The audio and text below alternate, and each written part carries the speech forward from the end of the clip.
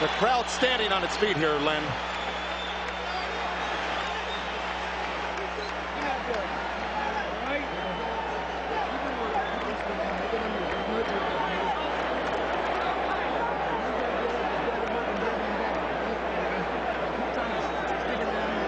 Take a deep breath.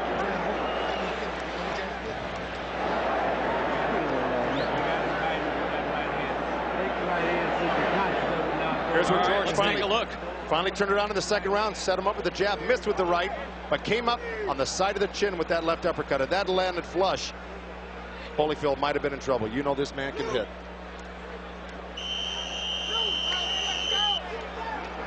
Take another slower look here. The left missed with the right, and well, he knocked his head so far back with that jab that he was out of range when he threw the right hand.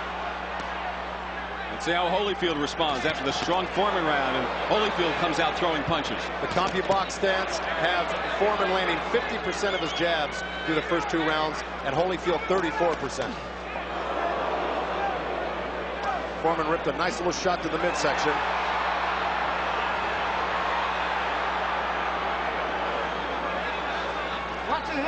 There's where Foreman pushed off with that forearm on the right hand. Well, referee Rudy Battle warned him about it if he starts pushing off too much with the arms and elbows. That's illegal to do it. It's part of Foreman's game plan. It's the way he fights. Oh, another great body shot. Left to the body from Foreman. Foreman probably winning a round so far, and who would have thought it?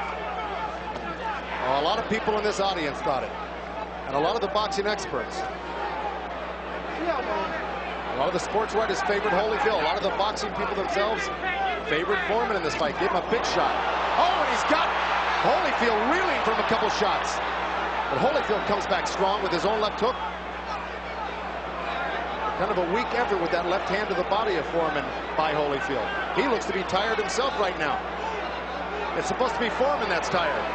Oh, he's got him picking up his leg from that body shot, Len. Foreman continues to attack effectively. Now Holyfield with the left that connects.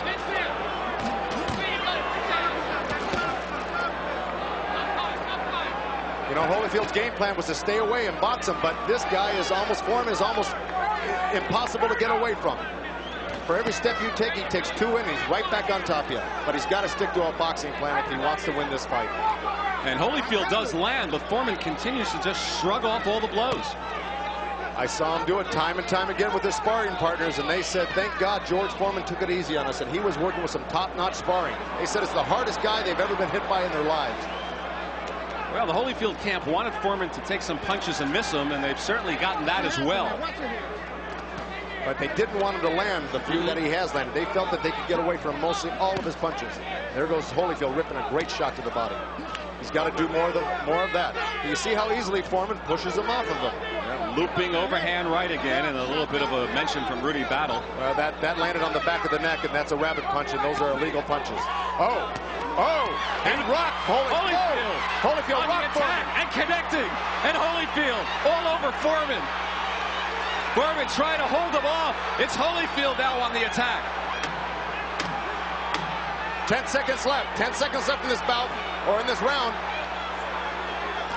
George is falling forward and hit after the bell by a crisp right. A big finish from Evander Holyfield in the third.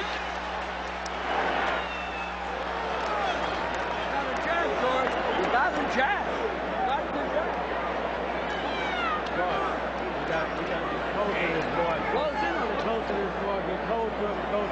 Give me the ankle. Don't let him out the hook. He hurt though too much. Left hook. Holyfield. Foreman had that right hand down. Holyfield snuck that left hook over and then just let loose with a barrage of combination punches. Left, rights, left and rights. He hit him with everything in the book, and unbelievably, Foreman stayed up.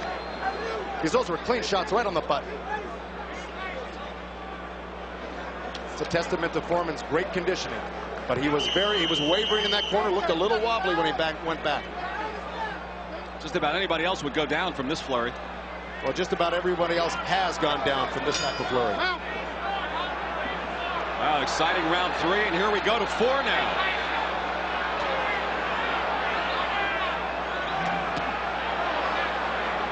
Foreman sneaks in a left, and Holyfield counters as well, and Holyfield landing lefts.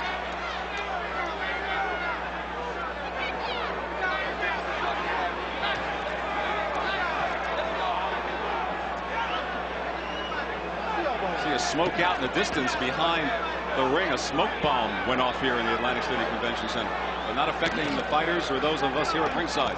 Not yet, but it's creeping its way over. Coming close.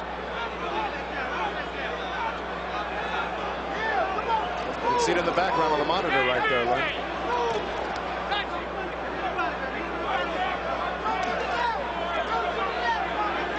He's slowing down just a little bit after the excitement of rounds 2 and 3. Foreman in 2 and Holyfield very big in round 3.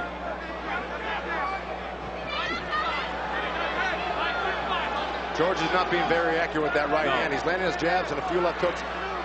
Tiring a little bit, Joe? Well, the way Holyfield just grabbed on him looked like he needed a little bit of a rest himself. But, you know, he recuperates quickly and comes back hard, just like that left hook to the body. Yeah, George is looking a little worse for the wear, but when you take punches like that, that takes a few rounds out of your stamina right off the get-go. George looks to me a little bit tired here, and most experts have said the longer it goes, the more it does favor Holyfield. Well, if he continues to take this type of barrage of punches in the next couple rounds, it's doubtful that Foreman's going to be able to keep up this pace. It was hard for him to do it when he was a young man. He's 42, 43 years old right now. It's going to be a tall order for Foreman if he doesn't land something. Another strong right from Evander Holyfield.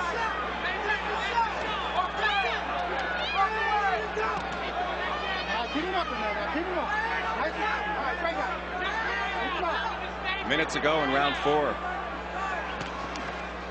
George missing, Holyfield connecting. That's the story here in the 4th. Another combination from Holyfield. Solid left right inside. The last time George ever went over 10 rounds was in 1977 with Jimmy Young. From the latter stages of round 3, George has been a large punching bag. I should say the last and only time. But he did go 10 rounds in one of his comeback fights. I went to a decision with Everett Bigfoot Martin early in his comeback. Oh, another strong combination. Foreman's shining moment was round 2. Holyfield just starting the to tee latter off stages of round 3 on. It's been all Evander Holyfield.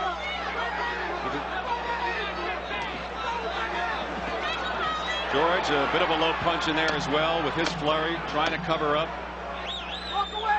Final seconds of the 4th round. Another strong one for the champion. That's it for round 4. I noticed they did bring a stool out for George, and he puts a leg up to stand on the stool. He won't sit on it, but now at least one leg up. Let's go to our judge, Cindy Barton, see how she scored it thus far. Cindy? Len, I have it right now 38-37 for Holyfield, but I must say that's been a superior performance for Foreman here. He has, the one thing that Holyfield has found out is that he cannot stand in front of Foreman. He's definitely going to get hurt if he does that. It's all yours, just don't reach for it. I think they had your 3rd round reversed there, Cindy. We'll check it out as we take a look at the replay.